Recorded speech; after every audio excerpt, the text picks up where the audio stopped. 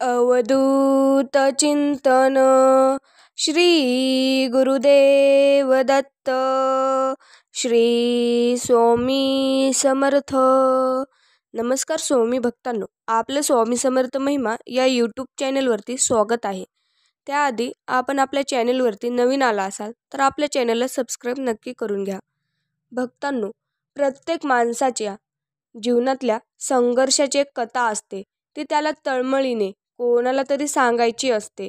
कधी ती शारीरिक कष्टाची तर कधी मानसिक धैर्याची असते. कधी आलेल्या पैशाच्या अडचणीची तर कधी विनाकारण आपल्या पाठीशी लागलेल्या संकटाची असते. हे सगळं ऐकायला आणि सहानुभूती दाखवायला कोणी मिळणं हे नशीबच. नाहीतर ही सगळी कथा आणि त्यामागची व्यथा ऐकायला त्याला देव हा एकच पर्याय दिसतो. म्हणून तो मंदिरात जातो. कोण मंदिरात जातो?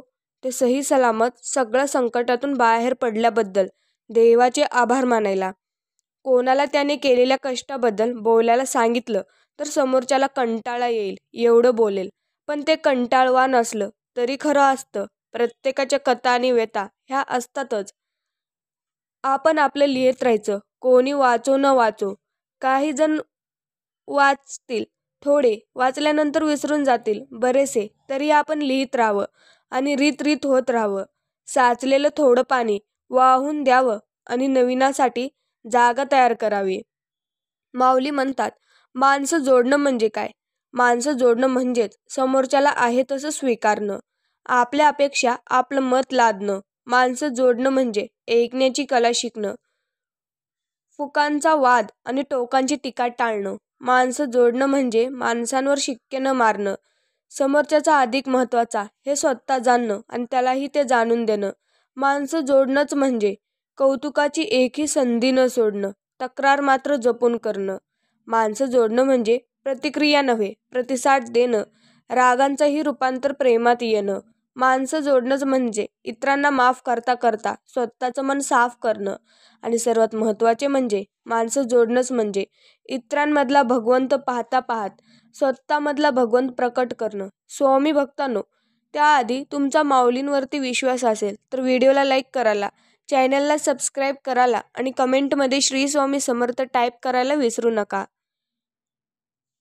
देव कधी नशीब लिहित नाही. आयुष्याच्या प्रत्येक पायरीवर आपले कर्मच आपले नशीब लिहित असतं.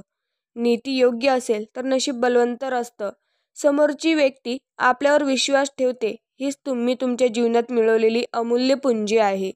दुःख भोगणारी व्यक्ती पुढे जाऊन सुखी होऊ शकते, पण दुःख देणारी व्यक्ती कधीच सुखी होत नाही. ही नैतिकता आहे. माणुसकी प्रत्येकाच्या मनात असते. देव माणसांची मनस्थिती बघतो, परिस्थिती बघत नाही. तसेच देव कधी तुमचं मृत्यूपत्र पण बघत नाही. एखाद्याच्या सरळ स्वभावात बरोबर तुम्ही जर कपट करत असाल तर तुम्हीच तुमच्या पापाचे दरवाजे खुली करत आहात. जीव गेल्यावर तुमचे शरीर स्मशानात जळते, पण जर तुमच्या नातेसंबंधातच काही प्रेम नसेल तर तुम्ही अंतर्मनात जळत राहाल.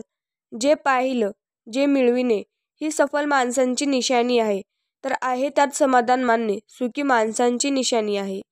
ईश्वर जी देतोय तो चांगलंच देतोय. जेव्हा तो काहीच देत नाही तेव्हा तो तुम्हाला योग्य मार्ग दाखवतो. जे चरण भगवंतापर्यंत जाऊ शकतात तेच चरण माणसांच्या आत्मापर्यंत नक्कीच पोहोचू शकतात. त्यासाठी तुम्ही तुमच्या जगण्याला भिवू नका, तर तुम्ही तुमच्या कर्माला भिवून प्रत्येक वळणाचा जीवनाचा घाट चढत राहा. मग तो सुखाचा असो वा दुःखाचा असो. कोणत्याही कृतीमागे कपट नसेल तर तो गुन्हा नाही.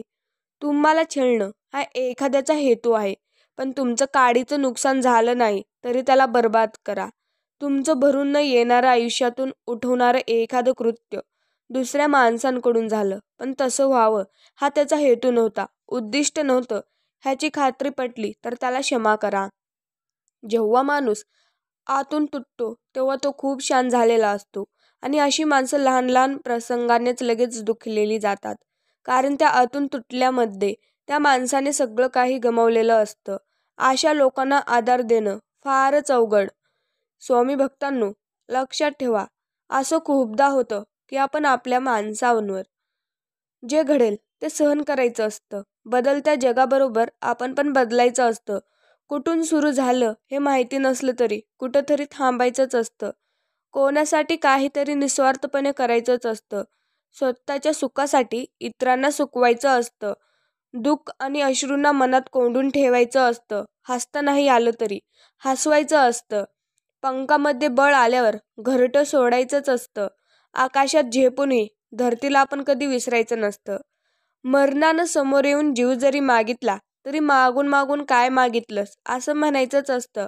इच्छा असो वा नसो जन्मभर वाकायचंच असतं. पण जग सोडताना मात्र समाधान जायचंच असतं. आयुष्य बिनधास्त जगायचे. कोणाचे वाईट करायचे नाही. कोणाचे वाईट चिंतायचे देखील नाही. कोणाच्या मागे वाईट बोलायचे नाही. फक्त स्वतःशी प्रामाणिक राहून जगायचं. काही कमी पडत नाही आणि फरक तर अजिबात पडत नाही. कोणासाठी वाईट वाटून घ्यायचं नाही. लोकांची विविध रूपे असतात. सकाळी गोड बोलतात आणि रात्री कोणी काही डोक्यात भरवले की तोंड पाडून बसतात किंवा कुठल्या तरी लहान कारणासाठी नाराज होऊन बसतात, ज्यांच्याशी तुमचा काही संबंध पण नसतो. आजकाल लोक देवावर पण नाराज होतात, तर तुम्ही कोण? स्वामी भक्तांनो, लक्षात ठेवा, काही वेळा आयुष्य आपली परीक्षा बघायचे थांबवत नाही. एक जखम भरत नाही तोवर दुसरी तिसरी जखमांचा भडीमार होत राहतो. अनेक ठिगळं लाभलेल्या फाटक्या कपड्यासारखं आपलं शरीर होऊन जातं. अनेक जखमा चिकटलेलं. ठिगळं लावण्याची जागा संपल्यावर फाटकं कापड अडकळीत तरी टाकून देता येतं, पण असंख्य जखमी भरलेलं शरीर कुठल्या अडकळीत टाकून द्यायचं? आपल्याकडे मेलेली शरीर जाळण्यासाठी स्मशानाची सोय आहे, परंतु भळभळणाऱ्या असह्य जखमा घेऊन फिरणाऱ्या जिवंत माणसांची विल्हेवाट लावण्याची कुठलीच सोय नाही. म्हणून आयुष्याचं महाभारत झालेलं असंख्य आत्मकथा आजही जिवंत आहे. सध्या माणुसकी कमी होत चालली आहे. जो तो आपल्या आयुष्यात व्यस्त आहे. शेजारी काय चाललंय यात साऱ्यांना विसर पडला आहे. माणुसकी गोठून गेली आहे. इतरांचे दुःख बघून डोळे ओले होणे दूर साध्य, तर लोकांनी इतरांचं दुःख समजून घेणं ही बंद केलं आहे. म्हातारे आईवडील वृद्धाश्रमात आहेत आणि 2 महिन्याचे अभर्ग कचराकुंडीत सापडत आहेत. हजारांचे ब्रँडेड कपडे न विचार करता खरेदी केली जात आहेत आणि भाजीपाला विकत घेताना मात्र मोलभाव आहे. अपघाताच्या ठिकाणी मदत सोडून लोक सेल्फी घेण्यात दंग आहेत. लोकांना मदत करणे किंवा समाजकल्याण करणे म्हणजे काही जगावेगळं करावं लागत नाही. फक्त माणुसकी जपायला शिका. सर्वांशी प्रेमाने वागा. शक्य होईल तितके, जमेल तितकी मदत करा. सर्वांकडे एका नजरेने बघायला शिका. जितकं तुमच्या ओंजळीत आहे ते सांडण्याआधी ते वाटायला शिका. माऊली म्हणतात, सूर्य हा बुडताना दिसतो पण तो कधीच बुडत नाही. त्याप्रमाणे उमेद, विश्वास व कष्ट हे ज्याच्या जवळ आहेत तो कधीच अपयशी होऊ शकत नाही. भिणारा माणूस धाडस करत नाही. जगात धाडस केल्याशिवाय कोणालाच यश देखील मिळत नाही. निरोप नेहमी कठीणच असतो, मग तो कुठला ना कुठलाही असो. आपल्या कुठल्या गोष्टीच्या आनंदाने निरोप देणं जरा अवघडच असतं. भूतकाळात अडकून पडू नका, कारण पूर्वीचे तुम्ही हे आत्ताचे तुम्ही राहिलेले नसता. खरं तर प्रत्येक सूर्योदय बरोबर तुम्ही थोडेफार का होईना कलनापेक्षा बदललेले असता. नवीन अनुभवाने नाही तर काहीतरी नवीन धडा घेतल्याने तुम्ही बरेच काही गमावलेले असता, तर बरेच काही कमावलेले देखील असता. आत्ता वेळ आहे ती सतत पुढे जायची. पावलोपावली नव्या नव्याने गोष्टी अंतर्भूत करायची. नवनवीन ज्ञान आत्मसात करायची. देवाच्या आशीर्वादाच्या जोरावर नव्या उमेदाने नवी कार्य हाती घ्यायची. नवे छंद जोपासायची. नवी सवयी अधिकृत करायची. आयुष्यात चढ उतार, सुख दुःख तर येतच राहणार. नफा नुकसान पण होत राहणार. तुमच्या अंतर्मनाचा आवाज ऐका. तिथूनच तुमच्या स्वप्नांचा जन्म होतो. आणि एक गोष्ट लक्षात ठेवा, तुमच्या अंतर्मनाचा आवाज कधीच दाबू शकत नाही. वास्तवाशी हात मिळवणी करण्यासाठी तुमच्या स्वप्नांना मारू नका. उलट तुमच्या स्वप्नांवर श्रद्धा ठेवून त्यांचा पाठपुरावा करा आणि नशीब घडवा. स्वामी भक्तांनो, माऊली काय सांगतात ते नक्कीच ऐका. एखाद्याने आपल्याला वाईट म्हटलं तर फारसं मनावर घेऊ नये, कारण या जगात असा कोणीही नाही ज्याला सगळेच लोक चांगलेच बोलतात. आपण नेमके कोण आहोत? काम, क्रोध, लोभ, मोह, मद आणि मत्सर हे 6 दोष आहेत. यांनाच षडेरूपी असे म्हणतात. फारसी भाषेत त्यांना आयब असे म्हणतात. हे 6 आयब ज्याच्या अंगी ठासून भरलेले असतात त्याला साहेब असे म्हणतात. या 6 दोषांना सहज धारण करणारा साधारण म्हणतात. या 6 मान्य करण्यात सामान्य म्हणतात. या 6 आपल्या धाकात ठेवणाऱ्यास साधक म्हणतात. या 6 अश्रू करणाऱ्यास साधू म्हणतात. या 6 संपूर्ण अंत करणाऱ्यास संत म्हणतात. आणि या 6 अर्थ नीट समजून घेऊन स्वतःची आत्मकृती करतो त्याला समर्थ असे म्हणतात. स्वामी भक्तांनो, आता कमीपणा घेण्यातच चूक वाटते. आपले प्रत्येक सांगणं मागं उत्साह मागणं समाजाचा विचार होता. मुंगी केवढीशी, त्या मुंगीचं डोकं केवढंसं, त्या डोक्याला मेंदूट केवढासा, तरी पण त्या मुंगीला बरोबर कळतं कितव्या कपाटाळावरच्या कितक्या फळीवर कितक्या नंबरच्या साखरेचा डब्बा आहे. सांगावं लागत नाही तिला. मुंगी कणभरच असते पण मनभर साखर फिरत करते. सुख हे अगदी कणभर गोष्टीमध्ये लपलेलं असतं. फक्त मनभर जगता आपल्याला हे आलंच पाहिजे. परिस्थितीची कल्पना असूनही काहीच न करता येणं जास्त त्रासदायक असतं.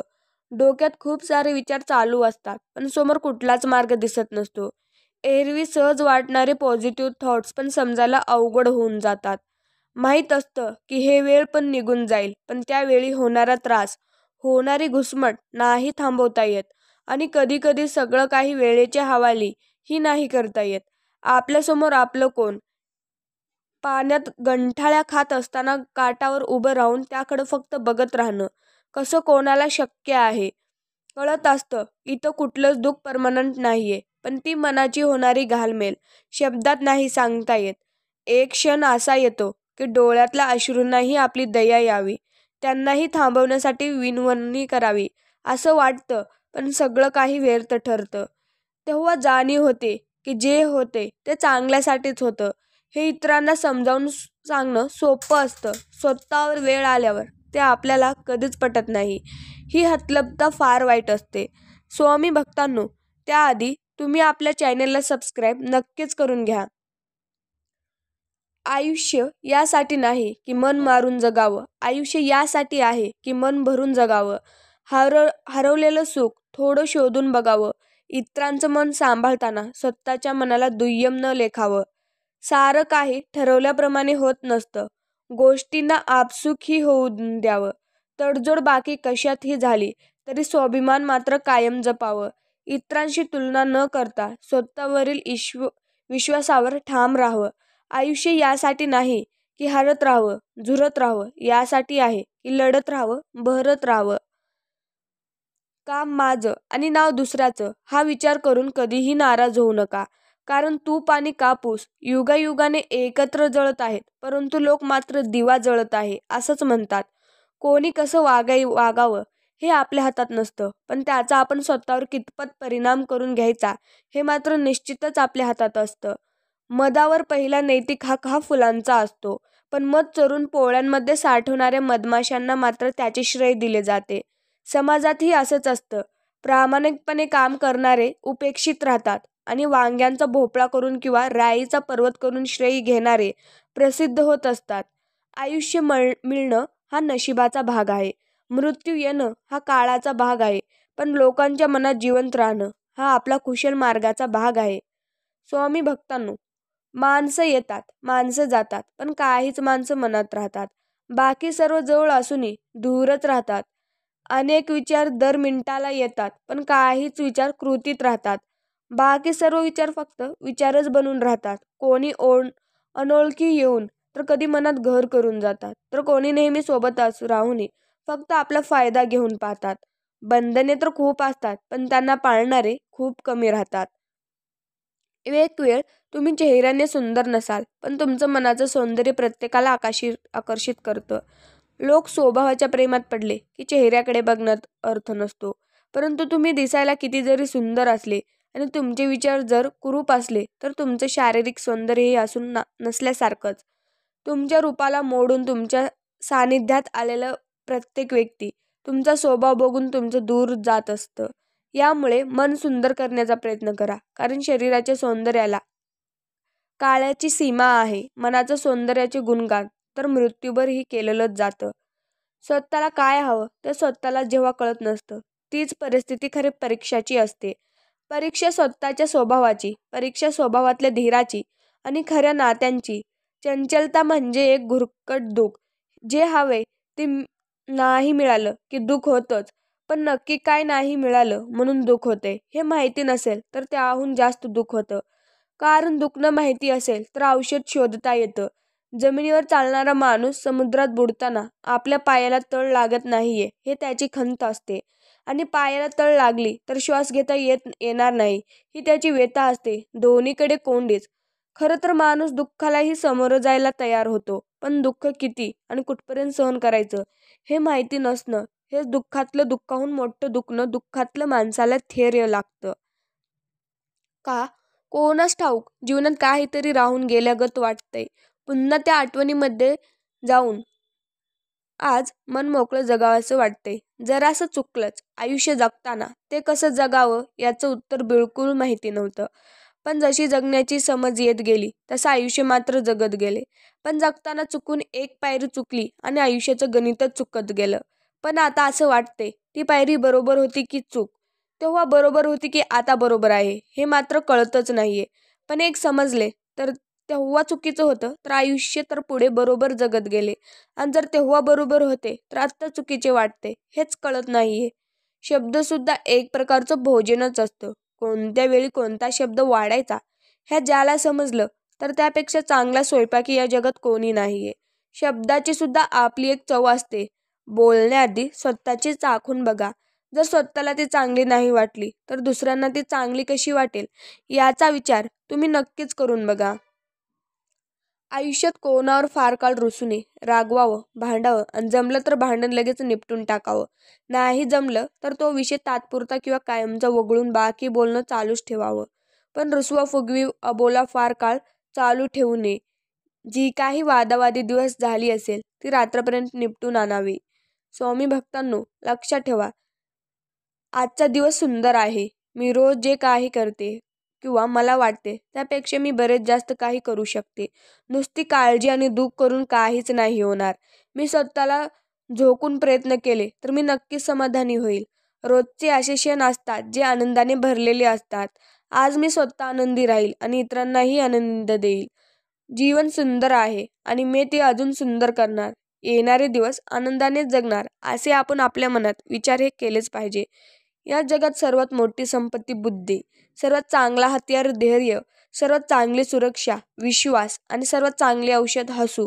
आणि आश्चर्य म्हणजे हे सर्व विनामूल्य आहे. कोण म्हणता आयुष्य जगावं? काल आपल्याबरोबर काय घडलं याचा विचार करण्यापेक्षा उद्या आपल्याला काय घडवायचं आहे याचा विचार करा.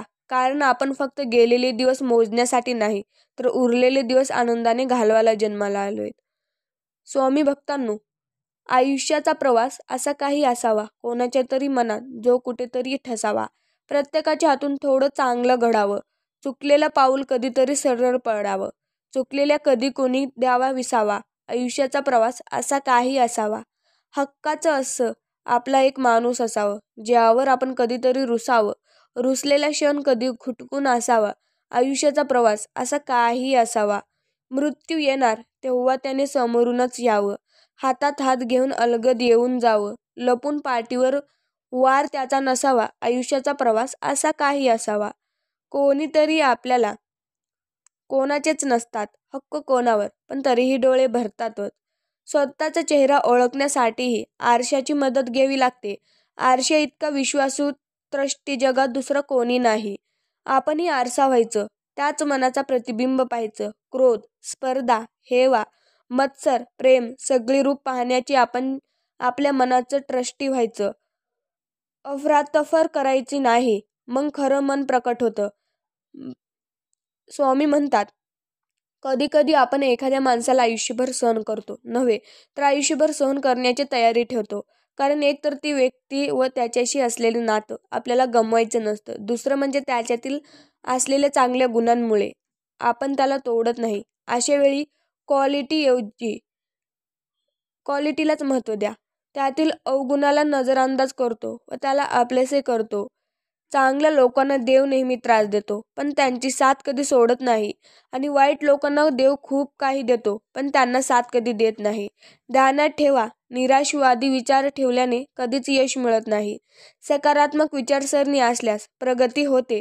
जर नशीब काही चांगले देणार असेल तर त्याची सुरुवात कठीण गोष्टीने होते, आणि नशीब जर काही अप्रतिम देणार असेल तर त्याची सुरुवात अशक्य गोष्टीने होते. फक्त स्वामींवर तुम्ही विश्वास ठेवा. न मागताही खूप काही तुम्हाला मिळून जाईल. स्वामी भक्तांनो, आयुष्याच्या वाटेवर मी चुकत असताना, चालता चालता पडताना सांभाळून घेत जा. गच्च दाटलेल्या गर्दीत मी हरवताना, एकटं पडताना सांभाळून घे. दुःखाचा डोंगर माझ्यावर कोसळताना, मी कल्पना ओलांडताना सांभाळून घ्या. निष्क्रिय माणसं आणि अतिअहंकारी माणसं शेवटी एकटीच पडतात. आपल्या ह्याच स्वभावपायी आपण एकटे पडलो आहोत हेही ते मान्य करत नाहीत. आणि तरीही त्यांपैकी काहीच नशिबाचं इतकं चांगलं असतं की अशा माणसांना सांभाळणारी माणसं त्यांना शेवटपर्यंत लाभतात. त्यामुळे आपलं आजवर काहीच चुकलेलं नाही अशा समजुतीत ती आपला आळस आणि अहंकार दोन्हींचं जतन करतात. पैसे अजून साधं राहिलं तर भिकारडा म्हणतात. पैसे बऱ्याचपैकी खर्च केला तर माजुरडा म्हणतात. सगळ्यांशी मनमोकळेपणानं बोललं तर बकबक करतोय म्हणतात. कमी बोललं तर स्वतःला शहाणा समजतो म्हणतात. दान धर्म नाही केला तर कंजूस मारवाडी, भरपूर दान धर्म केला तर 2 नंबर पैसे असणार असं म्हणतात. बायकोचं ऐकलं तर बैल, नाही ऐकलं तर काहीतरी भानगड असणार असं म्हणतात. तब्येत चांगली तर फुकटचं खाऊन सुटलाय म्हणतात. तब्येत कमी केली तर काहीतरी आजार असणार म्हणून मरायला लागलाय असं म्हणणार. सगळ्या कार्यक्रमांना हजेरी लावली तर ह्याला काही धंदा नाही, आणि गेलं तर नाही गेलं तर माणुसकी नाही म्हणतात. हे सगळं लोक म्हणतात. लोक नेहमी त्यांचं काम करतच असतात. आपण आपलं काम करायचं. याचाच अर्थ ऐकावे जनाचे पण करावे आपल्या मनाचे. लोक पायी चालू देत नाहीत आणि घोड्यावरही बसू देत नाहीत. शेवटी आपण ठरवायचं जीवन कसं जगायचं, हसत हसत की रडत रडत. स्वामी भक्तांनो, असंच आपल्या स्वामी माऊलींचे संदेश पाहण्यासाठी आपल्या चॅनलला सबस्क्राईब नक्कीच करून घ्या. श्री स्वामी समर्थ. जय जय स्वामी समर्थ.